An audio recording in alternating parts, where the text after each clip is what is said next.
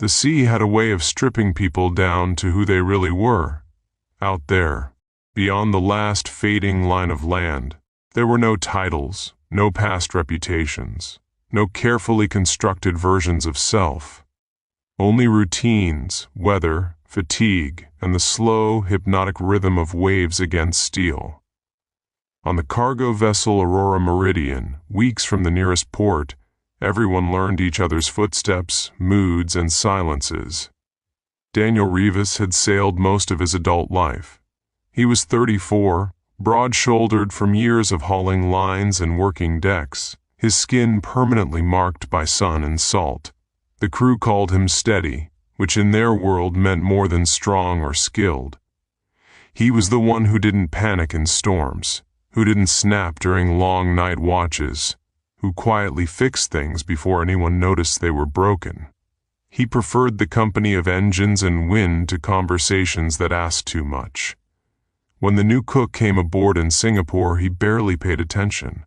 New faces rotated through ships all the time, some lasting a voyage, some leaving at the next port. But within 2 days, everyone was talking about her. Not in crude jokes or restless curiosity, but in the surprised tone sailors reserved for unexpected comfort. "Food tastes like land again," the second engineer said one evening, pushing away an empty plate with reverence, like someone remembers what fresh herbs are.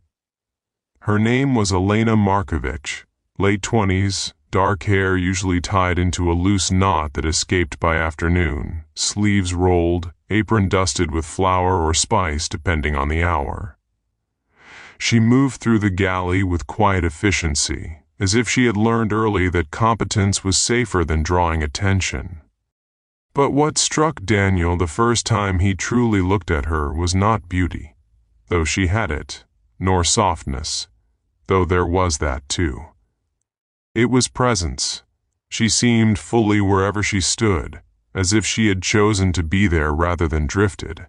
Their first real exchange happened on a night watch when the ship cut through a black, moonless sea. Daniel had come off deck, hands cold, stomach hollow after hours in wind. The galley light still glowed, warm against the corridor's steel gray. She stood at the counter kneading dough, shoulders relaxed, humming something low and unfamiliar. "You're up late," she said without turning. "Night watch," he answered. "You too." "Bread for morning," she said. "It rises better when the ship is calm." He watched her hands press and fold, the movement steady as tide.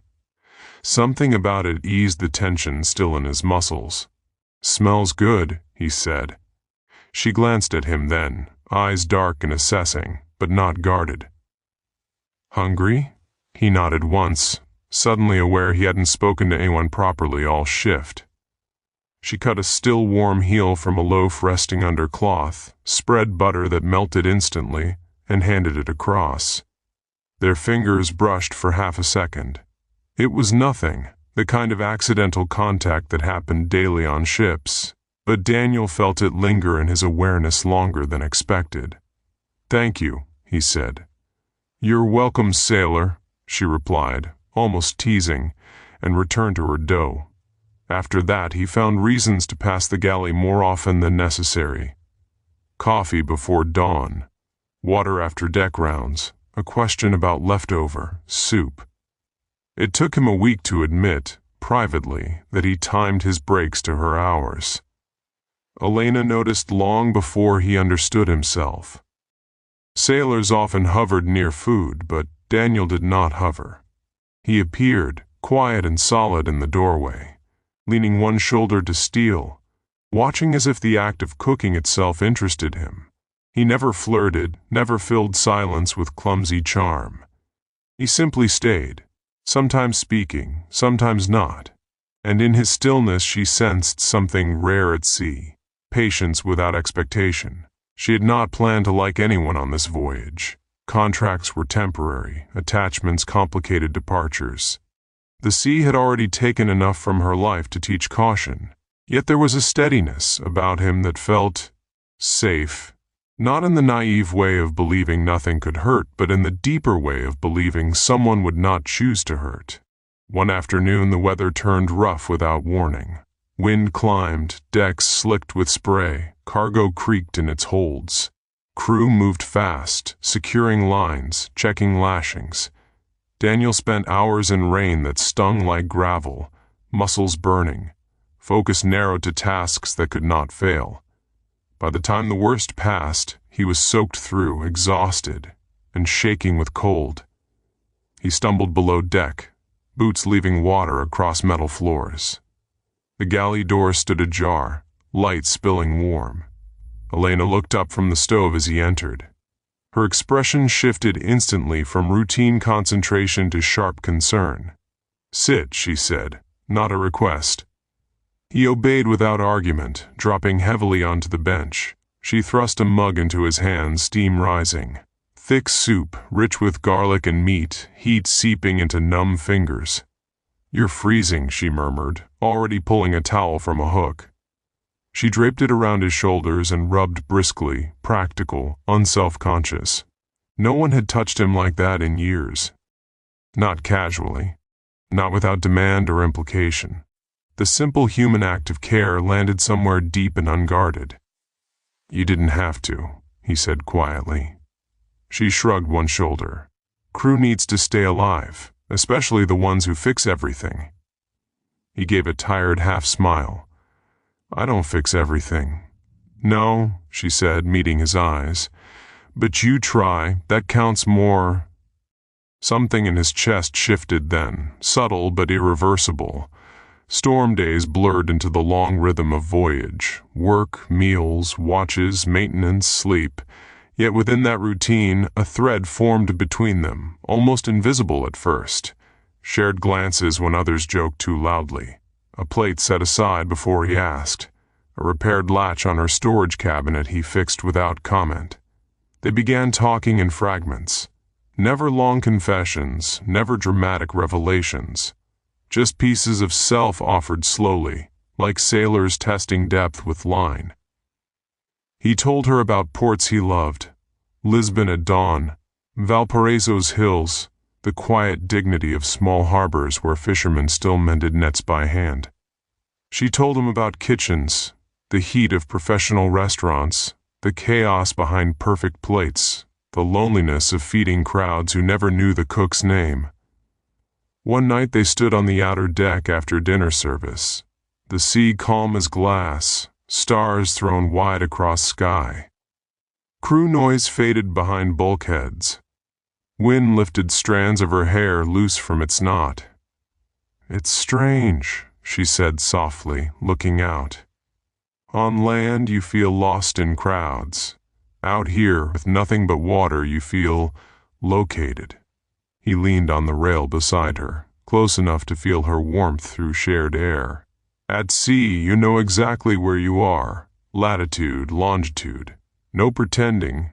She turned slightly toward him. "And with people?" He hesitated. Honesty cost him more than silence. Usually less certain. "Me too," she admitted. Their eyes met, and in that moment the vast ocean around them felt less empty, because recognition filled the space between. Days later, a small accident changed everything. A crate shifted during unloading drills, striking Elena's shoulder. Not severe, but painful enough to limit movement. The medic wrapped it, ordered rest. For the first time since boarding, she could not work the galley fully. Daniel volunteered before being asked. "I can handle prep," he told the captain. Basic tasks.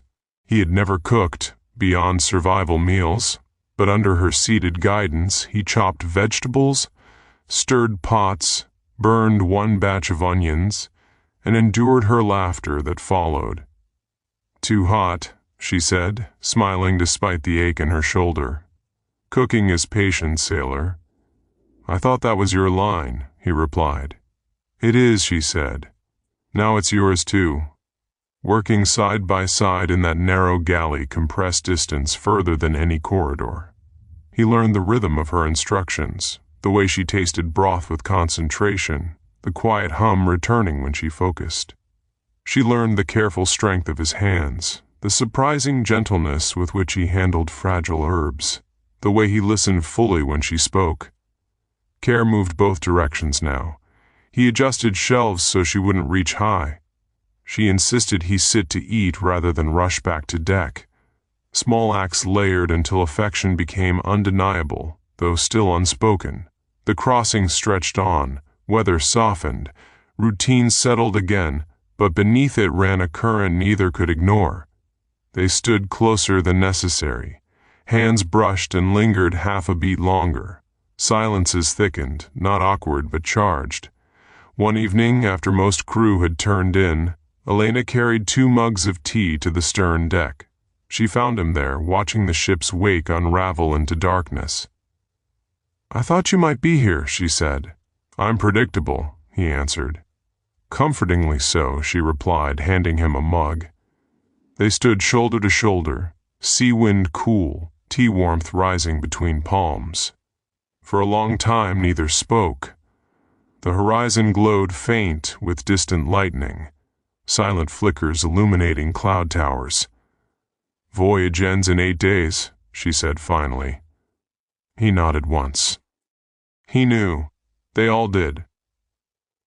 Ports meant dispersal. Contracts ended. Paths diverged. "I signed only this leg," she continued. "After, I go back to land kitchens." "And you?" she asked gently. "Next route," he said. "Pacific Run." Distance then, not miles but lives. The truth hung between them, heavy as humid air before rain. She set her mug down on the rail. "I told myself I wouldn't do this again."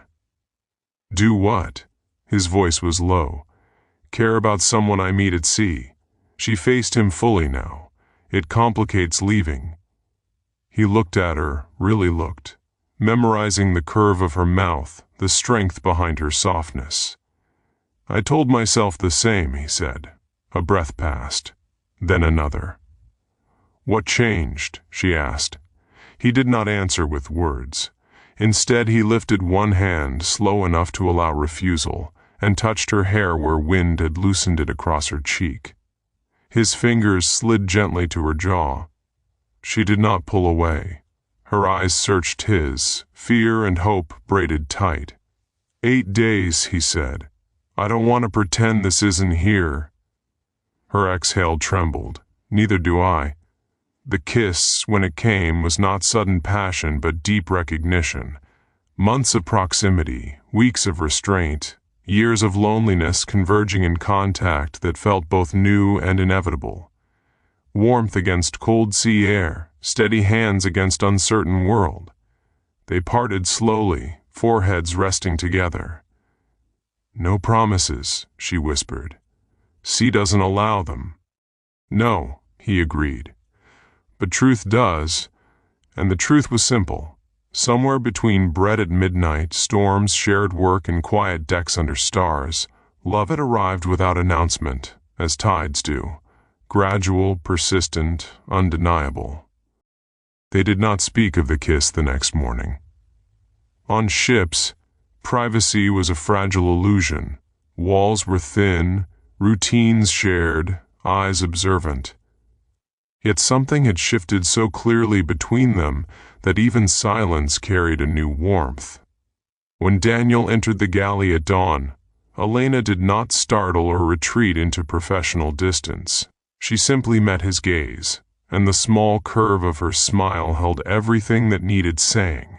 He crossed to her, slow enough to remain ordinary to anyone who might glance in. "Shoulder?" he asked quietly. "Better," she said. "Stiff, but usable." He nodded, taking a crate from her reach without comment. Their fingers brushed again. This time neither pretended it accidental.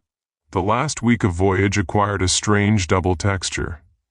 Outwardly, nothing changed, watches kept, meals served, decks washed, engines checked. Inwardly, each shared minute gained gravity. They measured time now not in nautical miles but in diminishing chances to stand together without farewell pressing close.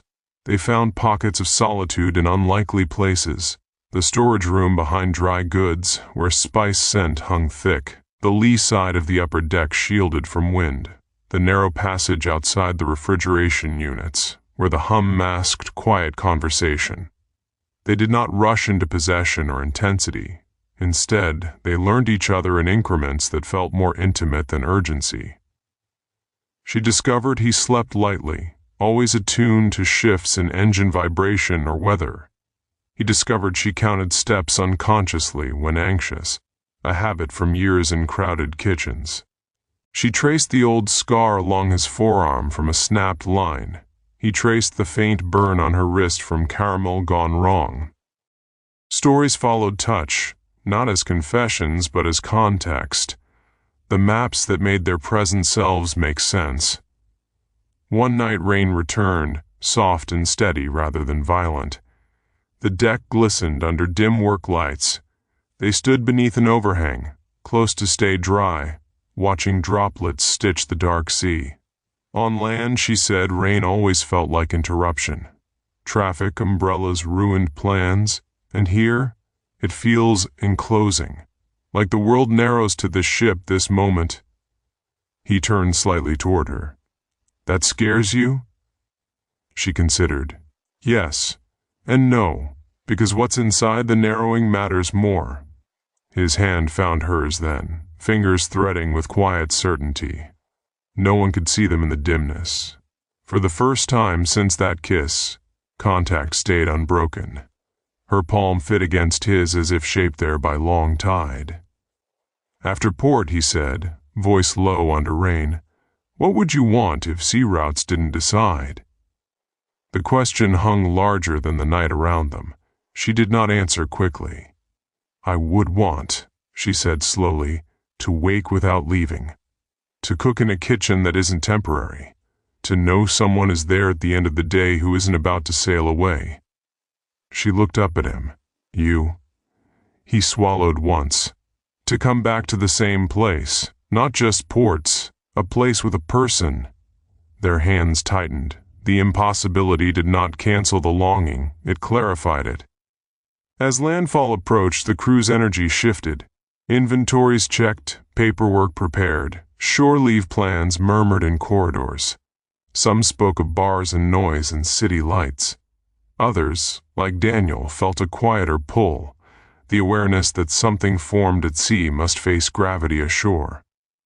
On Elena's last full day aboard, she cooked a meal beyond contract requirement.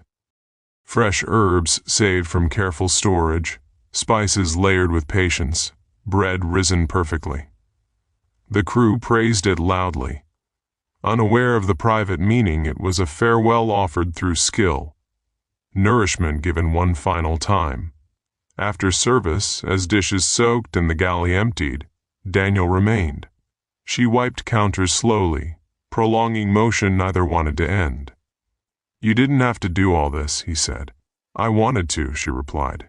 Feeding people is the closest thing I have to saying I care.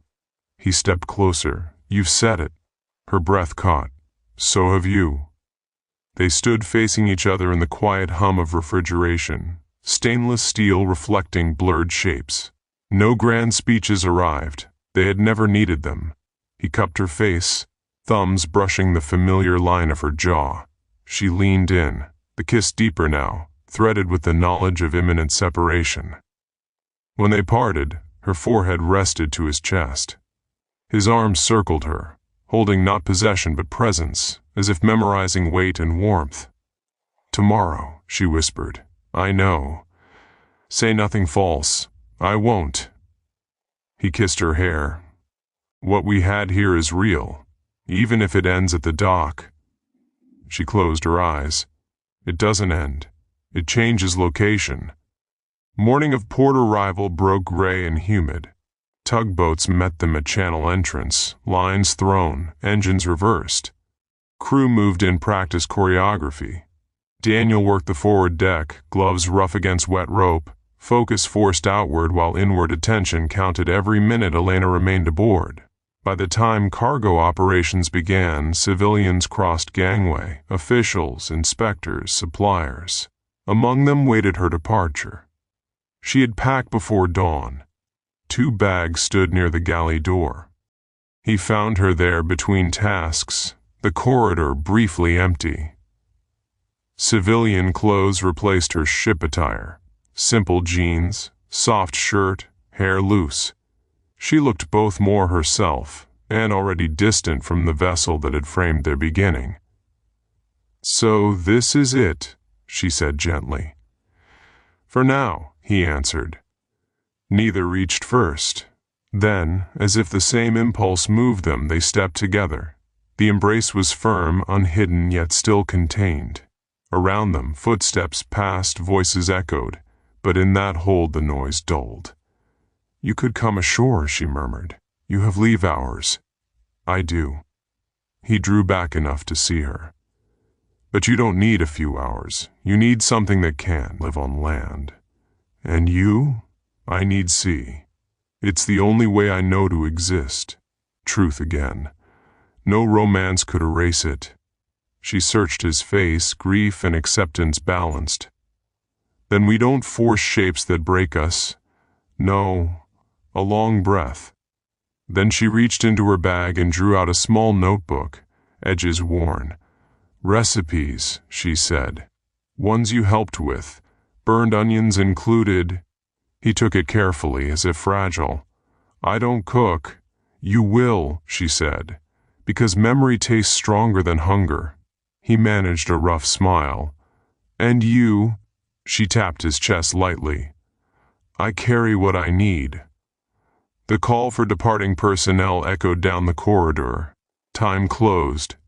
He lifted her hand and pressed his lips to her knuckles, an old gesture that felt right in its gravity. "Safe kitchens," he said. "Safe seas," she answered. Then she turned and walked toward the gangway without looking back. He did not follow. Some departures required stillness to honor what had been. From the forward deck he watched as her figure crossed to dock, shrinking among cargo cranes and port bustle. At the edge of distance she paused, just once, and turned. He stood visible against the ship's white superstructure. Even across space, recognition held. She lifted her hand. He raised his in return. Then movement resumed. She merged into land. He remained with sea. Voyage schedules leave little room for lingering. Within days, Aurora Meridian cleared port, holds refilled, engines driving toward new coordinates. Routine reclaimed hours, yet the ship felt altered to him now, corridors carrying echoes not of absence but of imprint. At night he sometimes stood where they had watched stars. Wind moved across water as always, but in his pocket rested the small notebook, pages smelling faintly of spice and flour. He began, awkwardly at first, to follow her written measures in the galley during off hours. Crew laughed at his concentration. He ignored them. Taste connected time. Weeks later, in a harbor half a world away, he entered a dockside cafe during leave. The menu listed simple food done well. He ordered bread with soup, habit formed from her first offering. The flavor surprised him. Similar layering, same patience. He asked the server, casual as possible, about the cook. "New woman," she said. "Came from ships, I think. Quiet, good hands." His pulse shifted. He said nothing more, finished his meal slowly, memorizing seasoning. He left without asking name. Some knowledge must arrive by chance to remain true. Months passed, routes turned, seasons changed. Yet something endured, the understanding that love need not claim permanence to be real. It could exist fully within a bounded time, altering those inside it enough that later lives curved differently. On a late autumn evening, Aurora Meridian berthed again in the same coastal city. Daniel descended gangway with shore pass folded in his palm. He walked streets without hurry, guided less by memory than by scent. Bread, herbs, warm air from open doors. He turned a corner and saw the cafe. Window light gold against dusk. Inside, a woman moved behind counter, sleeves rolled, hair escaping a loose knot. She looked up. Recognition did not explode. It settled, deep and steady as tide returning. He stepped inside. She smiled, the same small curve that had begun everything between midnight bread and open sea. "You found land," she said softly. "And you kept cooking," he replied. This time there was no ship schedule counting down. Only two people standing where separate journeys had converged again, not by promise but by the quiet persistence of something born between storms and stars, carried across oceans, and finally given room to live. He stood just inside the doorway, aware of the faint chime the door had made when he entered, aware of the scent of yeast and rosemary in the air, aware most of all of her eyes on him, steady, searching, unmistakably real. Months had passed, yet the space between them felt continuous, like a sentence paused rather than ended. Elena wiped her hands on a cloth and came around the counter. Neither rushed. The cafe held a few evening patrons, low conversation, the clink of cups. Life moved on around them, ordinary and grounding, a contrast to the suspended world where they had first met. "You look the same," she said. "So do you," he answered. A small laugh escaped her. "That's not true. Land changes people faster than sea." He shook his head once. "Not the parts that mattered to me. Silence, but not empty. The kind that gathers weight from shared history rather than lack of words." "You stayed," he said finally, glancing around the cafe. "I did." She followed his gaze. "I came here first for work, temporary like everything. But then, it stopped feeling temporary." She met his eyes again. "I wanted a place that didn't sail away." "And you built one," he said. "With time," she replied. "And stubbornness." He understood that. He had seen her coax bread to rise in shifting seas.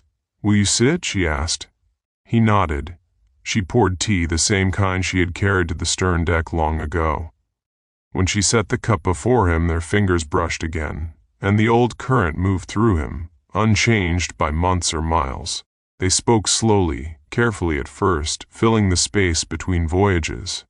He told her of ports and storms, of the notebook recipes attempted in distant galleys.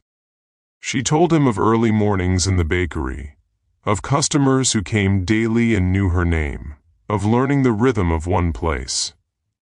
"You cooked?" she asked, amused warmth in her voice. "I tried," he said.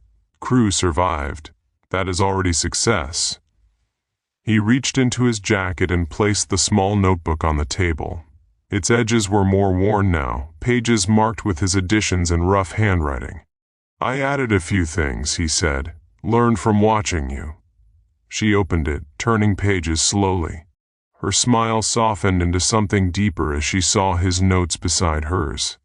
Adjustments, memories, a life lived carrying her influence. "You kept this," she murmured. "It kept me," he answered. Her eyes lifted, shining not with sudden tears but with recognition of what had endured. Outside, dusk thickened into night. The cafe emptied gradually until only a single table remained occupied.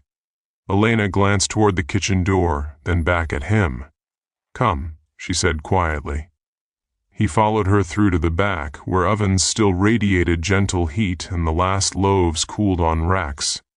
The world narrowed again, as it had on the ship, but this narrowing was chosen, grounded, open-ended. "I wondered," she said, turning to face him, "if we would meet again. I didn't plan for it. I didn't wait.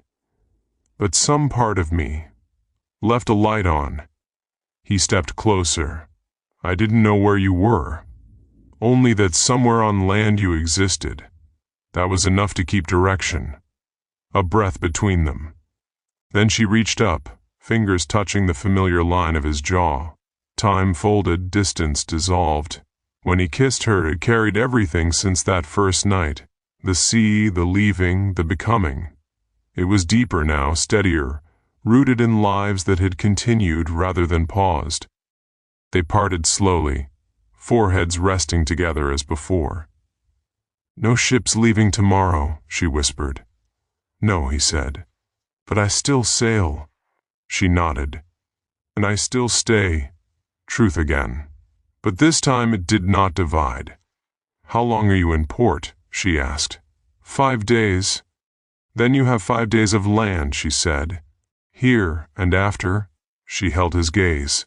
"After, we decide what shape this can live in." He exhaled, tension easing, "Not forcing shapes that break us." "Never," she said. Those 5 days unfolded not in dramatic declarations, but in quiet integration. He came each morning before his ship duties, helping carry flour sacks, learning ovens, burning his fingers once and accepting her laughter. She closed the cafe early one evening and walked with him along the harbor, where ships rocked against piers and gulls cried in salt air. They spoke of ordinary things, supply orders, crew personalities, the stubbornness of dough in humid weather, the ache of muscles after deck work. Love moved through these details naturally, no longer confined to stolen hours. On his last night before departure, they stood at the shoreline where water met stone. The ship lights blinked in the distance, his other life waiting. "I won't ask you to leave this," he said. "I won't ask you to leave that," she replied. They watched the tide move in slow breath. "But there is space between," she added. "Ports, time, letters, voyages that begin and end." He turned toward her. "You would try?" She smiled. "We already did the hardest part. We met in a world designed to end things. This one allows return." Hope, cautious and real, settled into him. "I can road ships," he said. "Sometimes, not always, but sometimes. And I can keep a place," she answered. They stood with hands linked, not clinging but joined, as if acknowledging a path neither fully known nor feared. Morning came gray and bright. At the gangway, crew moved cargo, officers checked manifests. Elena stood among dock workers and families, not hidden this time, not a passing figure. He stepped down from the ship to her, not as farewell but as crossing point. "Safe seas," she said, echoing the past. "Warm kitchens," he replied.